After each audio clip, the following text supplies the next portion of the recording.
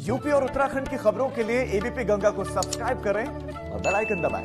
उत्तराखंड में बढ़ते कोरोना संक्रमण को देखते हुए सरकार विधानसभा सत्र को वर्चुअल चलाने पर विचार कर रही है। इसको लेकर कैबिनेट मंत्री अरविंद पांडे ने बताया कि सीएम त्रिवेंद्र रावत और विधानसभा अध्यक्ष वर्चुअल सत्र चलाने पर विचार कर रहे हैं, जो बिल्कुल सही फैसला है। हालांकि उन्होंने वर्चुअल सत्र पर कांग्रेस के विरोध पर कोई टिप्पणी न करने की बात कही। सब व्यवस्थाओं को दुरुस्त करने के लिए सत्र चलना आवश्यक है, लेकिन उससे आवश्यक है जिंदगी को बचाना, साथ ही प्रदेश की व्यवस्था को देखना। तो हमारे माननीय विधानसभा अध्यक्ष जी, माननीय मुख्यमंत्री जी मिलकर इन्होंने तय करना है। और जो अभी सुनने में आ रहा है कि वर्चुअल सत्र भी चलाया जा सकता है, तो संविधान का पालन करना है। प्रदेश की व्यवस्थाओं को चलाने के लिए जब विधानसभा सत्र में इतने लोगों की बैठने की जगह नहीं होगी, तो वर्चुअल सत्र भी चलाया जा सकता है। ये हम लोगों का सुझाव है।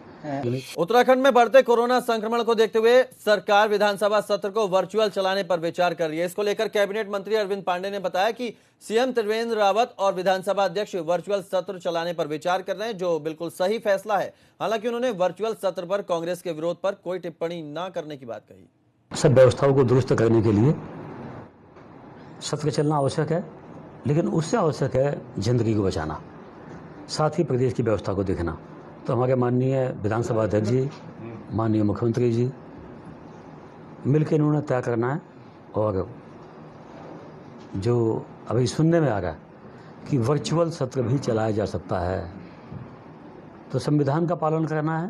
प्रदेश की व्यवस्थाओं को चलाने के लिए जब विधानसभा सत्र में इतने लोगों की बैठने की जगह नहीं होगी, तो वर्चुअल सत्र भी चलाया जा सकता है। ये हम लोगों का सुझाव है। उत्तराखंड में बढ़ते कोरोना संक्रमण को देखते हुए सरकार विधानसभा सत्र को वर्चुअल चलाने पर विचार कर रही है। इसको लेकर कैबिनेट मंत्री अरविंद पांडे ने बताया कि सीएम त्रिवेंद्र रावत और विधानसभा अध्यक्ष वर्चुअल सत्र चलाने पर विचार कर रहे हैं, जो बिल्कुल सही फैसला है। हालांकि उन्होंने वर्चुअल सत्र पर कांग्रेस के विरोध पर कोई टिप्पणी न करने की बात कही। सब व्यवस्थाओं को दुरुस्त करने के लिए सत्र चलना आवश्यक है, लेकिन उससे आवश्यक है जिंदगी को बचाना, साथ ही प्रदेश की व्यवस्था को देखना। तो हमारे माननीय विधानसभा अध्यक्ष जी, माननीय मुख्यमंत्री जी मिलकर इन्होंने तय करना है। और जो अभी सुनने में आ रहा है कि वर्चुअल सत्र भी चलाया जा सकता है, तो संविधान का पालन करना है। प्रदेश की व्यवस्थाओं को चलाने के लिए जब विधानसभा सत्र में इतने लोगों की बैठने की जगह नहीं होगी, तो वर्चुअल सत्र भी चलाया जा सकता है। ये हम लोगों का सुझाव है।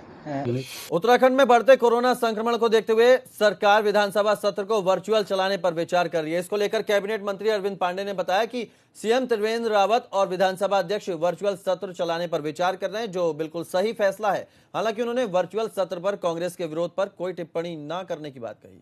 सब व्यवस्थाओं को दुरुस्त करने के लिए सत्र चलना आवश्यक है, लेकिन उससे आवश्यक है जिंदगी को बचाना, साथ ही प्रदेश की व्यवस्था को देखना।